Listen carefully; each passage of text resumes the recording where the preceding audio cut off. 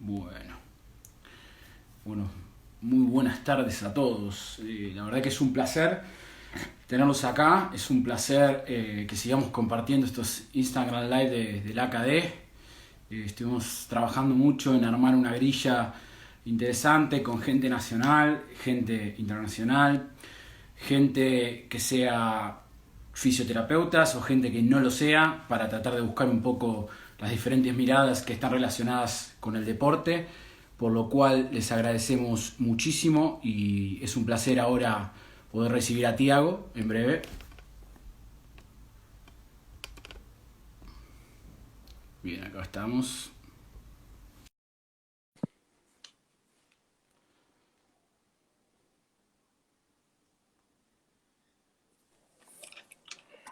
Oi, Thiago, Olá, amigo. tudo bem? Tudo bem? Tudo bem por aqui. Como vai isso em Brasil? Muito bem. Estamos acá confinados por causa de corona, mas esperamos poder ajudar um pouquinho a população de kinesiólogos na Argentina. Primeiro, muito obrigado pela ajuda, muito obrigado pelo seu tempo. Para a gente aqui na Argentina, eu vou falar espanhol. Com você, eu vou falar um pouquinho de português.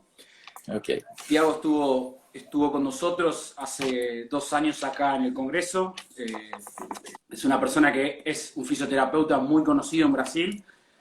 Tuvimos la suerte de leer sus trabajos, que son muchos, tiene aproximadamente 60 artículos. 60 artículos, Tiago, ¿no?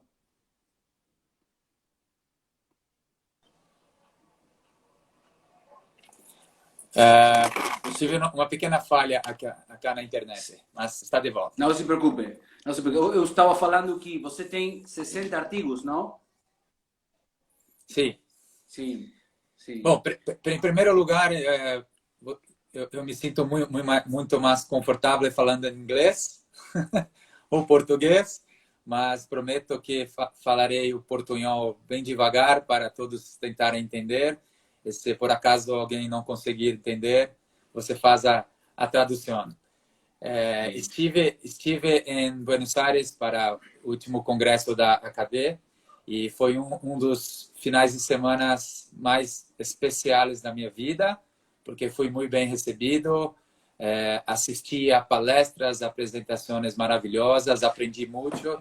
Espero ter contribuído com um pouco de nossa experiência. Como tu disse, temos aí estamos no meio entre clínica e pesquisa. Então, estamos atingindo 70 publicações internacionais na área de reabilitação ortopédica, esportiva, rodilha, quadril é cadeira, Sim, cadeira. Coluna, shoulder, ombro. Então, tentamos ficar no meio, fazendo pesquisa e atendendo pacientes. Bueno, primero contarle a la gente que Tiago es un referente en Brasil, como bien él lo dijo, ha publicado mucho. También él trabajó con la selección brasilera de fútbol. Usted trabajó con la selección brasilera de fútbol femenino, ¿no? Sí, por 7 años. 7 años. ¿Cómo fue esa experiencia? Eu sempre trabalhei no hospital público. Não sei se vocês usam o termo público, hospital. Sim. Que atende a população, no charge, free. Quando recebi convite para ingressar na seleção brasileira nacional de futebol feminino, foi uma experiência diferente, porque eu tinha experiência em atletas, mas atletas amadores, atletas que vêm para o hospital, clínica. No começo, um pouco de dificuldade, mas depois de 3, 4 meses, conseguimos introduzir nossos conceitos de prevenção, nossos conceitos de reabilitação acelerada, e depois de um ano, nós percebemos que a incidência de lesão diminuiu bastante, a velocidade da reabilitação melhorou bastante, e eu peguei sempre muito pesado, porque nós percebemos que quando você traz a ciência para o esporte de alto rendimento, os resultados tendem a ser melhor, porque eu realmente acredito que prática baseada em evidências prática baseada em Sim, evidências, ok? sim, Então, perfeito. é a chave para que você erre menos, cometa menos erros durante um tratamento e seja mais assertivo. E eu acho que conseguimos isso nesses 7 anos. Bueno, muy bueno lo que estás diciendo. Acá, y creo que en Brasil pasa algo parecido, muchas veces pareciera que sos de un equipo o de outro equipo. Vou falar português. Muito bom suas palavras. Aqui na Argentina, muitas vezes, algumas pessoas, eles acham que se você é seguidor da medicina baseada da evidência, você é o oposto a outras coisas. Como é a situação no Brasil? Isso cambiou bastante nos últimos anos. Nós temos muitos congressos, muitas publicações ligadas à fisioterapia de alto rendimento. Isto cambiou bastante, mudou muito no Brasil. Antigamente, há 10 anos, 10, 15 anos, nós percebemos muito. Se você pesquisa, se você estuda, você não serve para esporte. Esporte, você tem que ser boleirão, como chamamos. Ser uma pessoa engajada, uma pessoa alegre, uma pessoa extrovertida, mas que não precisava estudar. O que importa é tratar bem pacientes, atletas, ser amigo. Mas de uns anos para cá, muito, porque nos Estados Unidos, eu gosto muito, eu sigo muito a escola americana de fisioterapia. Eles usam muito prática baseada em evidência, especialmente para esporte. E nós temos feito cambiado para este lado. Hoje é impossível você trabalhar no esporte de alto rendimento sem utilizar skills, sem utilizar ferramentas baseadas em evidência, porque teu colega do lado, teu colega no mesmo time ou teu colega em outro time usa essas práticas mais recentes e mais embasadas, e se você não usa, você fica para trás. Acho que é isto. Es muy importante lo que estás diciendo, es muy importante aclararlo, sobre todo desde donde estás vos, que tenés justamente esa mezcla entre lo que es evidencia, sos un investigador, você é um pesquisador, mas você também tem muita prática clínica. Então, é muito legal o que você está falando agora. Tiago, vou contar-lhes como eu lo conhecia, Tiago. Tiago, a primeira vez que eu conhecia você foi quando eu li um artículo do Christopher Powers. Você tem uma relação com o Christopher Powers. Sim. Para a gente que não conhece a Christopher Powers fue el creador del valgo dinámico, fue sí. el creador del colapso medial de rodilla. ¿Cómo fue eso? Eu sempre fui consumidor da JOSPT, ou não sei como chama, mas na Argentina, JOSPT. Sí, las JOPS. Las JOPS. Eu sempre segui esta revista, todas as publicações, eu considero a revista número 1 em reabilitação ortopédica, mas eu sempre segui os conceitos de Christopher Powers. Uma vez encontrei com ele em uma apresentação nos Estados Unidos e fiz o convite para vir cá em Brasil para curso, uma conferência. E fizemos bom relacionamento. Depois ele foi meu advisor, meu orientador no meu pós-doutorado nos Estados Unidos. Nós temos algumas publicações juntos. E foi assim que a coisa começou. E hoje eu sigo bastante. Ele vem no Brasil 2, 3 vezes ao ano. Eu vou para os Estados Unidos uma vez ao ano para a conferência. Já fiquei um tempo em sua clínica em Los Angeles, Califórnia. So este é meu relacionamento com Chris. Perfecto. Very nice guy. Um cara muito, muito especial. Acá en Argentina decimos un pibe muy copado. Pibe muy copado, ok. Gracias. Muito obrigado pelas palavras. E uma coisa importante é que você é um membro da SONAFI. Para sí. La gente en Argentina, SONAFI es la Sociedad de Fisioterapia Deportiva de Brasil, una sociedad muy amiga nuestra de la AKD en Argentina. tenemos la suerte de tenerlos siempre en todos los congresos y SONAFE es un referente en la zona y mundialmente. Sí. Muchos buenos fisioterapeutas, muchos buenos investigadores y la verdad que sí. para mí es un ejemplo a seguir en la región. Vos sos miembro de SONAFE. Eu digo as mesmas palavras para a AKD. Conheci tenho muitos amigos na AKD e acho que vocês também estão fazendo um trabalho espetacular. Muito obrigado. Nós temos alguns problemas com algumas pessoas, como André Romagnol. Eu não sei se você lembra, pero Andrés Romagnol, estamos viendo si podemos sacarlo de la AKD. Una brincadeira, solamente una brincadeira. Un abrazo para él. Tiago, un poco la temática que elegimos para hablar en este Instagram Live es sobre la rehabilitación de hombro, rehabilitación de la disquinesia. Vos tenés 3 artículos, creo, uno es sobre disquinesia, vos tenés 3 artículos, uno es sobre la disquinesia escapular, ¿no? Sí, tengo, no sé si 3, tal vez más tengo algunos sí, muy importantes, observando la importancia de ritmo escapular, de scapular rhythm, en pacientes con con dolor anterior de hombro. Perfeito. Temos muitas coisas legais. Perfeito. Você quer falar um pouquinho sobre isso? Como é? Sim. Vou tentar devagar, ok? Perfeito. Eu me lembro que no passado nós tratávamos pacientes com dolor no ombro, muito observando a força de manguito rotador, supraescapular, supraespinal, infra, redondo menor, e subescapular. E nós sempre tratávamos fortalecendo o manguito rotador. Esta era a peça fundamental desta engrenagem, deste quebra-cabeça.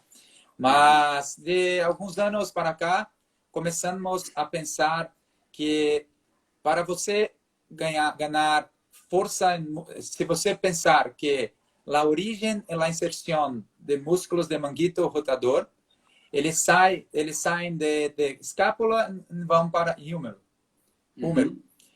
Se tens uma escápula com um ritmo anormal, o comprimento ou tensão de músculos de manguito rotador não vão estar de forma adequada. Portanto, começamos a acreditar que preciso dos movimentos normais da escápula antes de começar a pensar em manguito rotador. Se pensarmos no ombro como um todo, o símbolo do ombro, nós temos movimentos de elevação, de pressão, protração e retração. Se pensarmos no movimento de braço, temos flexão, extensão, abdução, adução e rotação interna e externa. Se dificilmente utilizamos em nosso dia a dia o movimento de flexão puro. Não penduramos roupa no varal?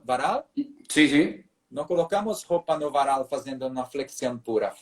Muito menos fazemos uma abdução pura para no dia a dia. Todos os movimentos que realizamos com o braço são movimentos no plano da escápula. São movimentos entre flexão e abdução. Então, quando realizamos este movimento de elevação do braço, que nós chamamos, a escápula precisa... O problema foi com minha internet ou sua? Eu não sei, mas agora estou bem. Estamos bem agora. Ok. Continua. Ok.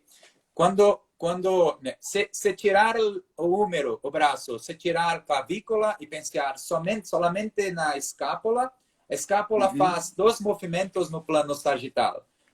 Anterior tilt anterior, inclinação anterior posterior, rotação para cima e rotação para baixo, rotação interna e rotação externa. Quando realizo este movimento de elevação do braço, é muito importante ter a escápula com um tilt posterior ou uma inclinação posterior associado a uma rotação para cima, upward. Se temos uma insuficiência ou fraqueza de serrátil anterior, como dizes aí Serrato mayor o serrato anterior, está perfecto. Anterior. Serrato anterior, e se tienes uma insuficiência de trapézio inferior, trapézio inferior, Trapecio inferior. Trapézio inferior, tu tienes a tendência a ter uma inclinação anterior. Se pensarmos que acromio está no topo da escápula, uma inclinação anterior excessiva da escápula vai rebaixar o teto acromial, e quando realizamos este movimento com o braço, tu tens uma chance maior de pinçamento, de impingement, de impacto anterior do ombro. Então, muitas vezes percebemos durante um teste simples como este, realizando 5, 10 repetições ou segurando um peso, e realizando este movimento, e eu observo por lá atrás o ritmo escapular e percebo que existe o bordo inferior da escápula fica muito saliente, excessivamente saliente, e não existe uma rotação para cima, ela fica muito presa. Nós chamamos de discinese escapular ou discinesia escapular. En e español muitas es, vezes, un segundo para acá, es disquinesia escapular. disquinésia, ok, parecido, similar. Disquinésia escapular. E quando temos disquinésia escapular, você está rebaixando o teto acromial, e por mais que fortaleça muito o manguito rotador, ele não tem alavanca para mexer na escápula. E nós não temos bons resultados solamente focando em manguito rotador.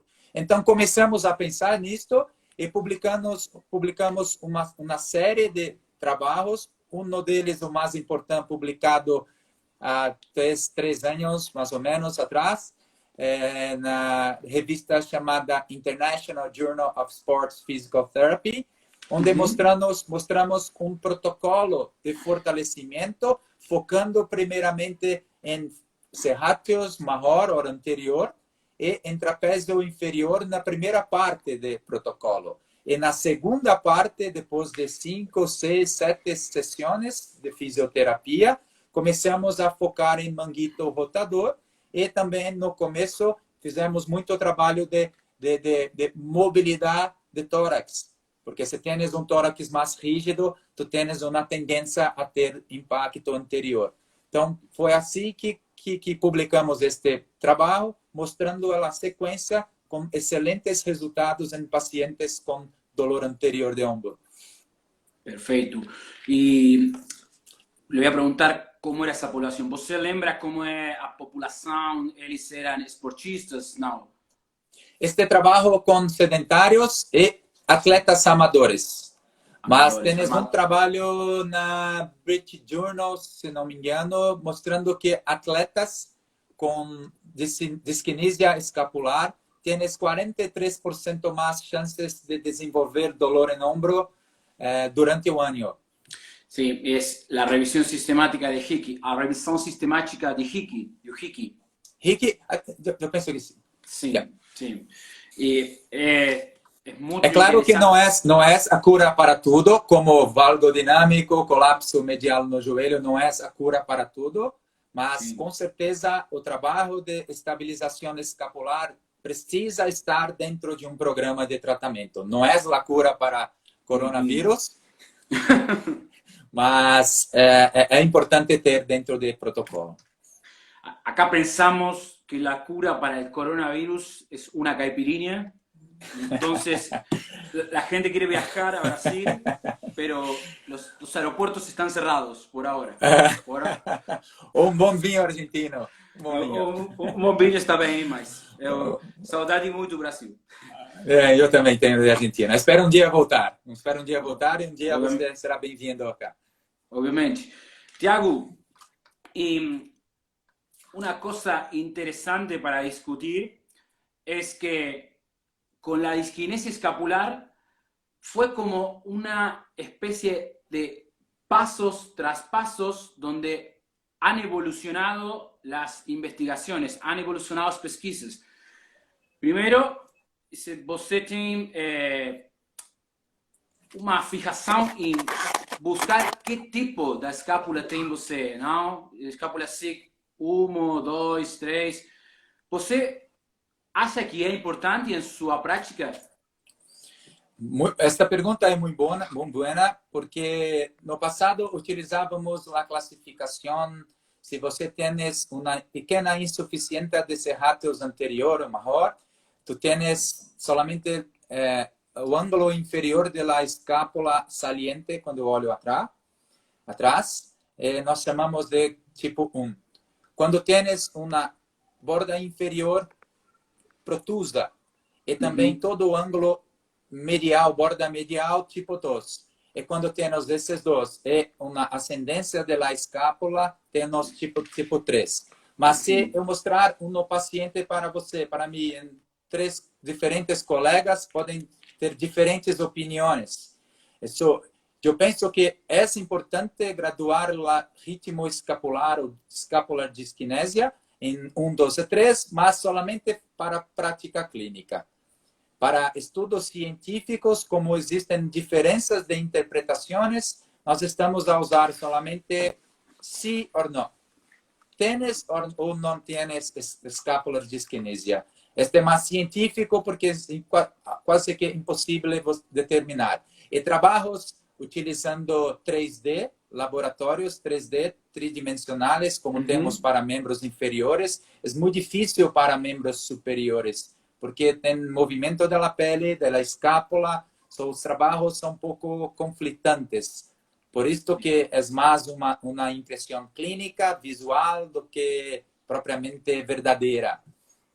Bien, perfeito. Mas esta pergunta é muito boa.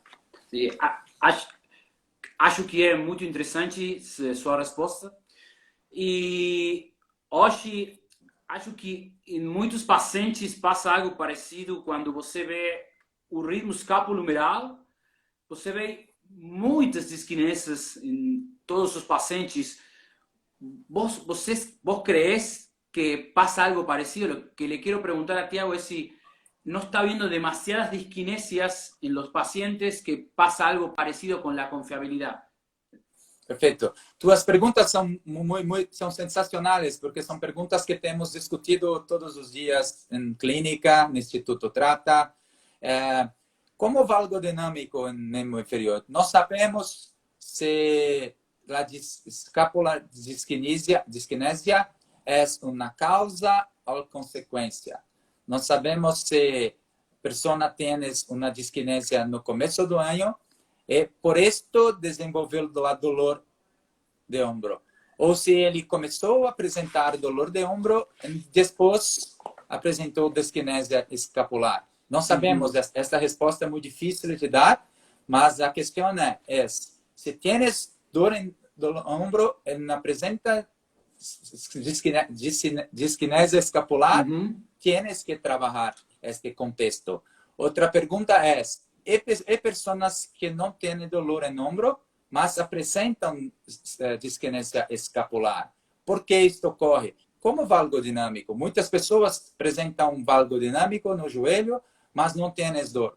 Mas os trabalhos mostram que, por mais que muitas pessoas tenham valgodinâmico no joelho, mesmo sendo rodilha, valgodinâmico da rodilha, Perfeito. E disquinesia escapular no ombro, mas não tens dolor, mas quando tu comparas pessoas que não têm dolor com dolor, de disquinesia é sempre um pouquinho maior nesta população do que nesta. So, todos têm, mas quem tem dolor tem mais.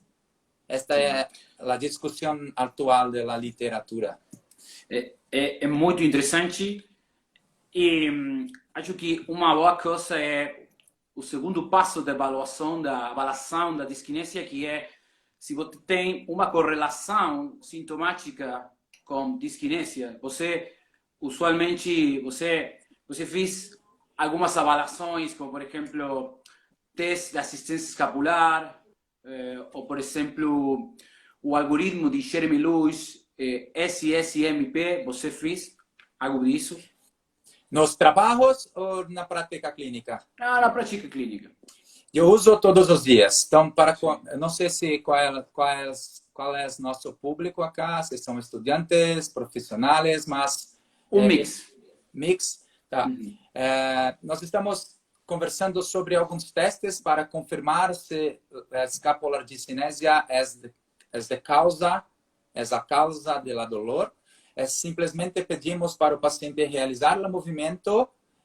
Se tienes dor durante a elevação de braço, nós podemos atrás, com nossas manos, aumentar a rotação para cima da escápula. Quando tu paciente faz esse movimento, oh, dói, tenho dolor, ajude a escápula a movimentar para a rotação para cima, para arriba, ou faça o tilt posterior, a inclinação posterior durante este movimento. Se tens uma melhora de sintoma durante o movimento, é porque provavelmente o ritmo escapular errado é a causa desta situação. Dois testes muito simples, assistência escapular e de retração escapular. Muito simples, que pode te ajudar bastante no diagnóstico. Eu uso bastante este movimento. Outra coisa importante que vimos muito os profissionais, principalmente que trabalham com convênio médico, que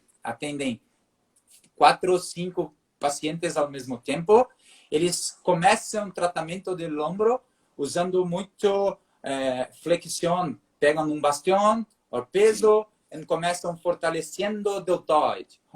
Como se chama? Deltoides. Deltoides. Você começa trabalhando muito força de deltoide antes de ter escápula, ok, e antes de ter manguito rotador deprimindo a cabeça do húmero, é muito perigoso, porque se pensarmos em artrocinética ou artrocinemática do ombro, sabemos que quando realizamos a elevação do braço ou abdução, existe uma rotação para cima do braço, do húmero, em um deslizamento para baixo. Quando temos o deltoides muito forte, muito tenso, ele tem uma função de elevar a cabeça do húmero. Quando temos manguito rotador forte, eles têm uma função de deprimir a cabeça do húmero. Esta ação integrada entre deltoide e manguito rotador chamamos de força couplée, ou couple force. Força couplée. Couple força de acoplamento. Se começamos, normalmente, eu já mostrei em um dos meus trabalhos, que pacientes com dor no ombro tienes uma diminuição de rotação externa, de força, e aumento de rotação interna. Então, rotadores externos de ombro são mais fracos em quem tem dolor do que quem não tem. A relação deveria ser 1 para 1. Rotação subescapular, 1, infraespinal e redondo menor, 1. Se tens dolor em ombro, subescapular está mais forte do que os rotadores laterais. Então, pensando nisto, concluindo, se trabalha deltoides no começo do tratamento, ele elevará a cabeça do húmero e aumentará a chance de ter impingement, de anterior impingement, de impacto anterior. Isso é muito perigoso. São muitas vezes exercícios feitos de forma errada, simples, mas que de forma errada podem atrapalhar a evolução, podem piorar os sintomas do paciente. Tratamento de fisioterapia, kinesiologia, do tratamento, um protocolo não é brincadeira. Tu tens que pensar em cada exercício, para que faça, para que não faça. É muito importante ser específico. E é impossível ser específico tratando 3, 4, 5 pacientes ao mesmo tempo. Sí, totalmente de acuerdo con vos. Pasa mucho en Argentina y en otros lugares que a veces, porque se piensa que el paciente tiene un dolor de hombro, debe hacer siempre los mismos ejercicios. No. Y eso es un problema. Es un problema porque perdemos especificidad y tenemos muchas cosas que podemos perjudicar al paciente. Es un gran problema. Então, Tiago, vou perguntar-lhe como aborda a escápula. Então, voltamos com a situação que você tem uma positividade de teste de recolocação escapular.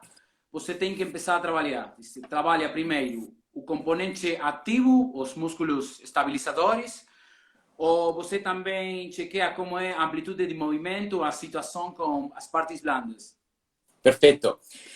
Mi protocolo para tratar la dolor anterior de hombro começa com mobilização torácica, ¿ok? Movilización torácica para expansión torácica, mucha liberación miofacial para trapecio superior, para peitoral mejor. Yo tento relajar de cadeia anterior de hombro, anteromedial de hombro, para aumentar la expansión torácica. Nós temos outro teste importante que é chamado de GIRD, ou GERD, Glenohumeral Internal Rotation Deficit. Não sei como usa a expressão em espanhol, mas é um déficit. Esa misma, nosotros le decimos GIRD, es lo mismo. GIRD. Ok, se percebes que o paciente tem um déficit de rotação interna do ombro, é importante fazer um trabalho de chamamos de sleeper stretching, de ganhar com terapia manual, rotação interna, porque isto aumenta a chance de ter escápula disquinesia. Junto com isto, começa um trabalho de estabilização cervical para deep neck flexors, de músculos do core cervical, porque se tienes musculatura cervical profunda, trabalhando propriamente, você irá diminuir a demanda de trapézio superior. Aos poucos, começo com trabalho de força, inicialmente com trabalho de serrátil anterior em cadeia cinética aberta, não sei como chama em espanhol. Perfeito, perfeito. Cadeia cinética aberta. Cadeia cinemática aberta.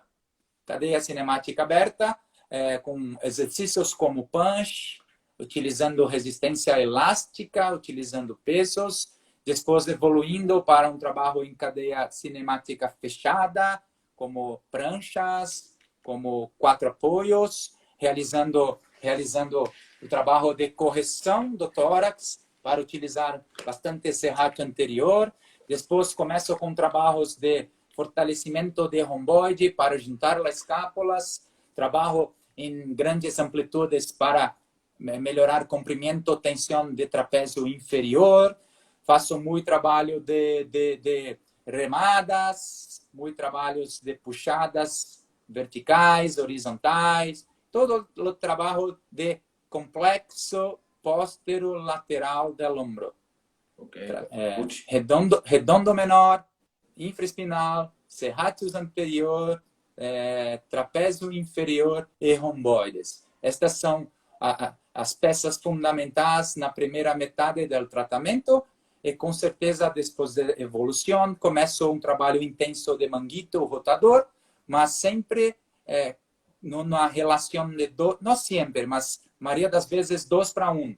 2 para rotador lateral, 1 para rotador medial. Assim, penso que consigo equilibrar toda a cadeia e, se isto vier associado a uma melhora substancial de sintomas, perfeito. Mas eu sempre penso que eu não sou um fisioterapeuta analgésico.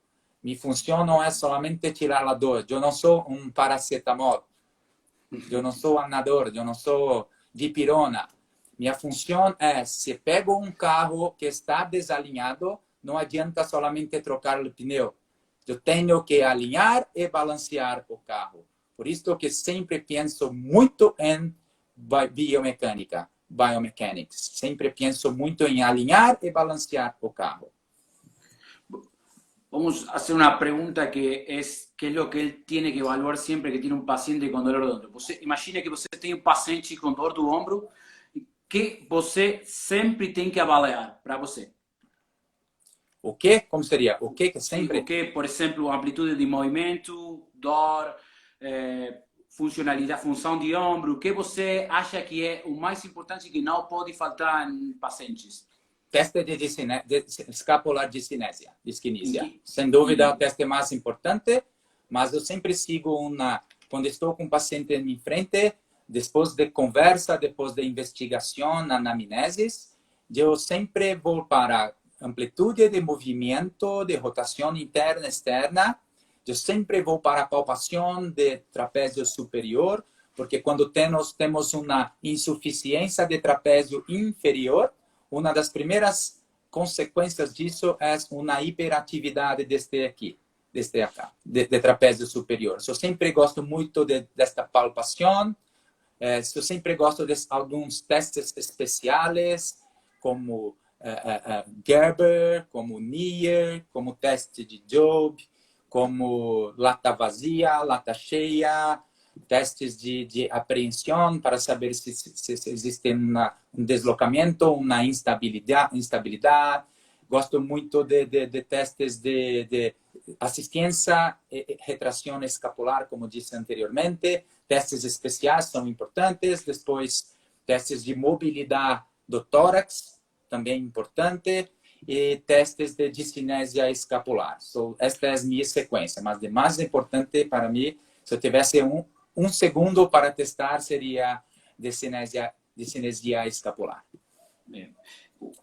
Una buena pregunta que hacen acá es, por exemplo, se você tem um paciente que ele está bem, ele tem boa força, ele tem boa amplitude de movimento, tem um tempo de tratamento correto, mas você tem que dar el alta nesse paciente. Sim? Ok. Você considera nesse paciente a avaliação da disquinesia? Um paciente que já fez tratamento está bem Sim. ou está com dor, com dolor? Sim, já terminou, está perfeito. Mais que nada porque os estudos são bastante conflitivos quando você tem um paciente que com 3 meses que eles fizeram um protocolo aplicado à escápula, os pacientes não cambiaram a escápula, não cambiaram a disquinesia, eles continuam com a disquinesia. Mas se ele está sem dolor, para mim é perfeito. Perfeito. Para mim, importante é trabalhar desse grupo muscular e tirar a dor. Se ele está bem e já fiz meu trabalho de alinhamento, por mais que não tenha alinhado perfeitamente os músculos ao redor da escápula, eu estou feliz com isso. Perfeito, ótimo. Claro que antes de alta, antes de finalizar meu tratamento, faço um trabalho muito intenso de força, sensório-motor, propriocepção, gesto esportivo. E se ele realiza todas essas atividades sem dolor, com boa perspectiva de movimento, eu estou feliz. Mesmo que não tenha corrigido totalmente discinesia escapular. Ótimo, Thiago. Outra pergunta é: vos que pensás que leva a uma alteração do trapézio inferior? Que acha você que é a causa da alteração em trapézio inferior? A causa por que ocorre? Eu penso que é a mesma explicação que dei para a discinesia escapular. Não sabemos se é causa ou consequência. The chicken egg issue, né? Dijo Ben Kibler. Yeah, exactly. Não sei em espanhol. Ovo, galinha? Seria el huevo ou a gallina? Ok. Não sabemos se discinesia veio porque tem dolor ou se o dolor apareceu porque tem discinesia. Isso não sabemos. A mesma coisa para trapézio inferior. Não sabemos se ele enfraqueceu porque tem dolor ou se tinha dolor porque esta é a causa de enfraquecer. Esta resposta ainda não temos. Pelo menos eu não tenho. Eu acho que tampouco todo o tempo é a mesma pergunta para os expertos. Acho que o Ben Kibler essa pergunta ha respondido 100 veces y la respuesta siempre es la misma. Dice, la respuesta a Ben Kibler siempre fue la misma pregunta y siempre respondió lo mismo. La realidad es que no se sabe. No se sabe. Esta es una muy buena pregunta y te preguntan si tenés en cuenta factores psicosociales. Eu sei que no Brasil tem uma continuação de artigos, uma una cadena de publicaciones sobre factores psicosociales. Mucha gente está en estudio de los factores psicosociales. Vos solés evaluar esto en tus pacientes, no solamente de hombro, también con Dor de Joel o otras cosas. Outra pergunta muito boa e muito atual. Temos discutido muito, principalmente para dor lombar, spine pain, low back pain, para dor na coluna. Dor lumbar Dor lombar. Sí. Porque se tu tens dor por muito tempo, se tem dor crônica, começamos a ter mais problemas na cabeça do que propriamente no local. Uma espécie de memória da dolor. O paciente começa a ficar cinesiofóbico, ele não quer fazer um agachamento, por exemplo, porque pensa que vai sempre doer. So, existe, com certeza, uma relação entre fatores biopsicossociais e dor crônica.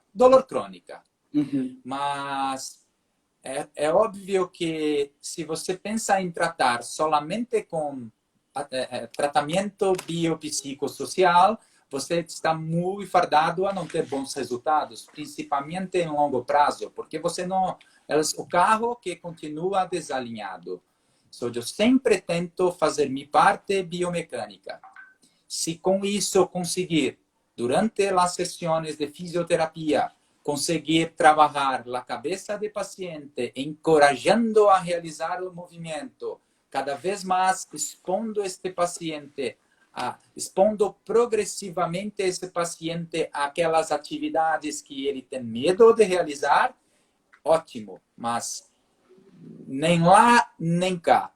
Não é solamente biomecânica, não é solamente aspectos biopsicossociais. Temos que ser completos.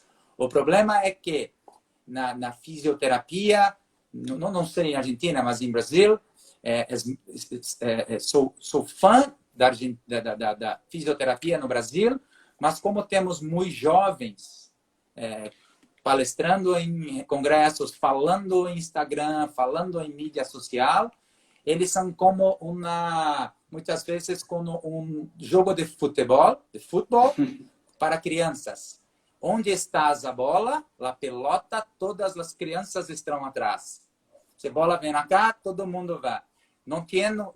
Muitas vezes os jovens não têm um senso crítico para ouvir uma informação, 2, 3, 10 informações, 10, 15, 50 cursos, eventos, para depois realizar um raciocínio lógico. Eles escutam algo de alguém e começam a replicar sem pensar. Portanto, eu sou mais cético. Eu espero um pouco mais para bater martelo e dizer aspectos biopsicossociais são a cura para tudo. Eu espero um pouquinho. Para mim, ainda a biomecânica tem um step over. Ainda tem um passo à frente. Conversando com um dos maiores professores do mundo, Donald Newman, autor do livro Cinesiologia do aparelho músculo-esquelético. Ele dá aula na Universidade de Marquette, nos Estados Unidos, há 35 anos e publicou o livro mais lido de toda a história de fisioterapia. Todos os estudantes usam aquele livro, aquele book. Mas ele sempre me disse uma vez, eu tenho esta entrevista no meu YouTube, nós conversando e filmando, ele me disse, em 35 anos de licenciatura, de aula, eu já ouvi mais de 50 técnicas e conceitos novos entrarem e saírem da fisioterapia. Mas aqueles que realmente ficaram e que são utilizados em amplo espectro são aqueles baseados em biomecânica, porque você se baseia na física e não em conceitos subjetivos. Sí. ¿Arranjé mucha briga ahora? No, muy interesante lo que voy a resumir por ahí un poquito ahí. Muy interesante lo que estás diciendo, como muchas veces creo que es un problema en la cultura latinoamericana que se habla de extremos. Dice, você de Boca ou você de River? Acá é todo o tempo você tem uma postura ou outra. E muitas vezes com os pacientes a situação é totalmente diferente, porque os pacientes são um mundo. Os pacientes têm uma coisa na cabeça, mas uma coisa é a melhor, mas outras vezes não. Então, acho que é muito complicado fazer uma postura estricta com os pacientes. Eu concordo com você muito, muito, muito. Bien, eso es un poco lo que queríamos. Y por ahí, para empezar a meternos un poquito en lo que es este final, creo que quedó muy claro todo lo que mencionaste y estamos muy contentos. Queremos saber un poco cómo están ustedes allá en Brasil con esta situación, cómo están ahora. ¿Vos está en Sao Paulo? Sim, estou em São Paulo, todos estamos confinados em casa, serviços essenciais em Brasil podem abrir, como, por exemplo, clínicas de kinesiologia, de fisioterapia, podemos abrir, mas estamos em meu time, temos quase 200 clínicas em Brasil, estamos orientando a fechar e atender solamente pessoas muito necessitadas, porque temos que baixar esta curva rápido para daqui mês, quem sabe, voltar à vida normal. Se todos continuarem indo para a rua, abrindo clínicas, pode ser que isto se estenda por 2 ou 3 meses. Então, estamos nesta situação. É muito importante para você, fisioterapeuta, kinesiólogo que está nos assistindo, que tenha muita calma neste momento. Eu sei que muitos de nós precisamos de nosso trabalho para viver, para comer, para comprar, para cuidar de nossas famílias, mas o importante nesse momento é sentar nos números, como chamamos. Tentar, não sei como está em Argentina, se foi obrigado a fechar todas as clínicas. Sí, nós temos uma complicação porque, obviamente, nós temos que trabalhar, as clínicas estão dia 20 fechado e, obviamente, o governo, o presidente quer continuar com o isolamento, mas as pessoas têm que trabalhar, então é uma situação complicada e o governo quer continuar o isolamento até fim de abril. Sim. Portanto, eu tenho, como estou vendo até uma pessoa aqui falando, quando eu disse calma, eu sei que é difícil porque precisamos trabalhar, mas o importante agora é sentar no caixa, que chamamos, no mundo do negócio. Diminuir ao máximo o gasto fixo, com aluguel, com IPTU, com condomínio, com telefonista, com secretária, diminuir, achatar ao máximo, atender alguns pacientes que estão muito necessitados e investir fortemente em teleatendimento. Sim. Estamos com uma plataforma em Brasil que fizemos em nosso time, se chama Sistema Scal, S-C-A-L, sistemascal.com.br, que podemos atender os pacientes à distância. Sabemos que isto nunca vai substituir o atendimento presencial, mas para senhores e senhoras de grupo de risco, mais de 60 anos ou que têm comorbidades, que estão em casa com dolor e não podem sair e provavelmente ficarão mais 1 ou 2 meses sem sair de casa, a única forma de podermos ajudar é entrando na casa deles via teleatendimento. So, meu conselho é para o povo de Argentina, invista muito em teleatendimento neste momento, e eu penso que no futuro isto veio para ficar. No futuro, o teleatendimento ele ficará conosco, como uma pequena parte de nosso tratamento completo. Eu sempre puse de ejemplo a Brasil. Brasil es mucho más grande que Argentina en tamaño y Brasil es muy federal. Todos los estados están conectados, pero tal vez vos estás a 4 horas del norte de Brasil. Entonces, en Argentina siempre hay como una necesidad de pasar por Buenos Aires. ¿Vos entendí? Y creo que esta situación ha conectado muchísimo más al país. Esta situação ha sido muito importante para a conexão de toda a Argentina, porque as pessoas estão conectadas todo o tempo, as pessoas estão falando, as pessoas estão estudando muito com este médio. Então, acho que é muito importante sua mensagem e muito obrigado. Eu quero mandar 2 coisas. Um abraço para você, outro abraço para meu professor de português. todo tempo disse, Pablo, você fala péssimo, mas... Não, não, não. Seu português é perfeito. Eu estava até deixando para o final para parabenizá-lo por teu português. Me peço desculpa por mi portunhol. Como disse antes, prefiro falar em inglês do que em espanhol. Mas espero ter colaborado, ter esclarecido algumas dúvidas. Tuas perguntas foram fantásticas, extremamente atualizadas. Amo a Argentina, já fui à Argentina 4 ou 5 vezes, 4 a 3 a passeio, 1 a trabalho. Espero um dia poder voltar, um dia poder retornar à Argentina para uma conferência ou qualquer coisa, porque eu amo a Argentina, amo meus amigos de AKD, e é isto. SONAFE está à disposição de todos vocês. SONAFE é um grande hermano que a AKD tem no Brasil. Totalmente. Para nós, SONAFE é um exemplo e é um irmão. Então, eu quero muito obrigado de coração. Eu quero abraçar agora, mas eu não posso. E no futuro eu espero verte pronto, conversar y hablar de esto. Por eso agradecerte de corazón en nombre de toda la AKD. Y estate seguro en tu casa. Un abrazo muy grande para todos los hermanos brasileños. ¿Sí? Perfecto. Abrazo a todos. Obrigado, parceiro. Un abrazo. Muchas gracias, muchas gracias. Un abrazo.